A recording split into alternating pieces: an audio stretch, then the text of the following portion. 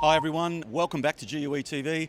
I am Dean Laffin with the man that needs no introduction, but I'll give him one anyway. Of course, it's my partner in crime, Mike Menduno. Hey Dean, Mike, here we are. it's been a wild 10 days, right? Wow. Yeah. Between the GUE conference, which blew my mind, it Yeah. was just really exciting, and Yep. now here at DEMA, And the now- last day of DEMA. Yep. And it's been- GUE and Halcyon flying the flag here at DEMA, Yep. trying to save the world one diver at a time. Yeah. So the mission, that's the unstated mission. But yeah, look, the conference was great. Back in Gainesville, Yep. we had, really well attended, and the workshops and the presentations, which, by the way, for the first time, we webcast those live. But you can also watch them back on demand. So if you weren't at the conference, Yep. we'll put a link in this video underneath. Look down there. There'll be a link where you can click, and there's a catalog, and you can choose each individual presentation and watch that back at your leisure. And Check them out. There's some really good I looked at the stuff numbers there. the other day where with the live and on-demand streams, we're already, I think it's nearly triple now the total number of live people that participated in the conference. So, just putting the G into or the global into Global Underwater Explorers, into global yeah. underwater explorers. Yeah. So yeah, It's a true thing. so look, yeah, that was great. There were terrific presentations, and that was a ball. And then, of course, we come to DEMA, and there were a couple of GUE presentations. Todd was speaking. Mario, John, of John course, Kendall. on Yeah, that was good. photogrammetry, which Yep. was well received. But also you, Mike. It's GUE's 20th anniversary, but it's also the 30th anniversary of the release of Aquacore. A bit scary Yeah. how that time just flew by, and So, I mean, the history of Aquacore really, it mirrors or it tracked the history of technical diving. It is. And you gave a fantastic presentation. It was well received. Huh. Just tell us a little bit about, 30 years ago you started Aquacore. Did you think you'd be still here? We can't get him away from DEMA. We're going to have to ban him like Nitrox they tried to ban Nitrox. How was it? it's amazing to see where it's gone Yeah. from people doing this in the closet and mixing in their garage and kind of hush hush because you couldn't Yeah. talk about it. You weren't supposed to go below 130 feet. Yeah. Nothing to see down there, they said. And you weren't supposed to do deco diving at all. Yeah. They didn't even have safety stops back then, So it's come along, and now people like Andy Pitkin, they're pushing these leads. Yeah, Wiki Wachi, 11,000 feet back in the cave at 400 feet. Mars, the Mars Project, Battle of I mean, people are doing incredible things around the world. But it wasn't always like that, was it? Like, my God. in the 80s when, and then you started Aquacore shortly after that, once you saw that tech diving was going to be a thing. Of course, it wasn't even called tech diving then. This is the guy that put the tech diving moniker on technical diving. But, it started out in the 80s was the sort of open circuit. It were Right. transitioning out of deep People air experimenting and with- into gas. Yes, we call it special mix back then, helium mixes, and people have been diving air till then, pushing the air limits. I mean, extremely pushing the air limits. And so when mix came in, people went, I know Jared, and well, everybody was a deep air diver back then because that's all there was. Yeah. And once mix came in, some people converted over.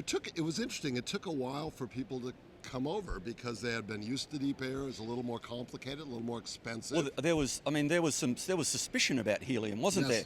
there? What we now say, helium is our friend, as the KPP really sort of proved out, but it wasn't always the case. There were a number of incidents. Hal Watts, I think, did a body recovery at 360 feet. He dove it on heliox, got badly bent. So the word was, avoid helium. If helium can bend Hal Watts, it can bend anyone, right? So Absolutely, maybe I wouldn't have taken it at that point if I'd have known. Yeah. Well, and the other element was people who had worked through the narcosis. I mean, you don't really adapt, but could handle it. There was kind of a machismo about that. Like, Yeah. I'm good to 250. You Yeah. know?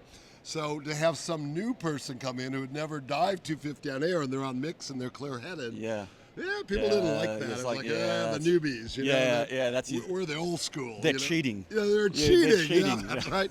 So it's changed a little to where now Right. doing a deep air dive is like, why would you do that? Yeah, You know, airs for tires. and it's not just the narcosis and the oxygen. If those don't get you, gas density. The new research saying Yeah, worker breathing, worker Simon breathing, Mitchell, and yeah. all that sort of stuff. Yep, Yeah, so yeah. we've come a long way in that. And then, of course, in the 90s, along comes rebreathers, which started to really Just be. started in the yeah. 90s. Yes. I think if you look in retrospect at the tech diving revolution, it was really about getting to rebreathers. But before we did that, we had to get our open circuit shit together. Yep. Pardon my technical term there. We need to. Can't take him anywhere, folks. Take him anywhere but out. And have an infrastructure. I mean, back then you couldn't go into a dive store and say, "Yeah, I need Yeah. 2135, please." Yeah. They didn't do that Yeah. sort of thing. So it took a while to develop, and then rebreathers came in the late 90s. Yep. And then they slowly have developed. Well, even those early pictures and footage from the guys in Wakala on Yes. the open circuit, they got bottles everywhere, Yeah. and it's like wow. Bill Stone back then. Well, Bill Stone there were a number of groups. Bill Stone with his first rebreather, the WKPP with the Fridge, people in Europe, Olivia Eastler, Rob Palmer, Stuart Clough. So we knew we were headed that way, but it just took a while to get there. And I mean, you come to Demon now, and it's just rebreathers everywhere. Yeah. It's it's every second stand almost. It's amazing. And the helmet rebreather that we saw, we're going to have to go check that out. Come on. So this is a helmet. Doesn't have tanks. It has some scrubber material that absorbs the CO2 and releases oxygen. Yeah, my mind's still boggling from that one. Yeah. I might put it. No, I'm not even going to link to it. I won't do that. So, Mike, look, that was the last 30 years, and now, of course, we're still here. We can look forward to the future. We don't have to just remonstrate or remember the past. But I mean, I think we've reached another inflection point, haven't we? Do you get that I feeling? believe that. It's There's like, so many. We've kind of got our stuff together to here, but with new science coming out. Individual susceptibility for decompression sickness. Yep. We'll be able to have monitors on divers, some of the new rebreather tools, data collection. We live in an era of data. With virtual reality, we'll be able to take people to the underwater world so they can see, because the underwater world is under siege. Yeah. We are the people who know that because we go there. Yeah.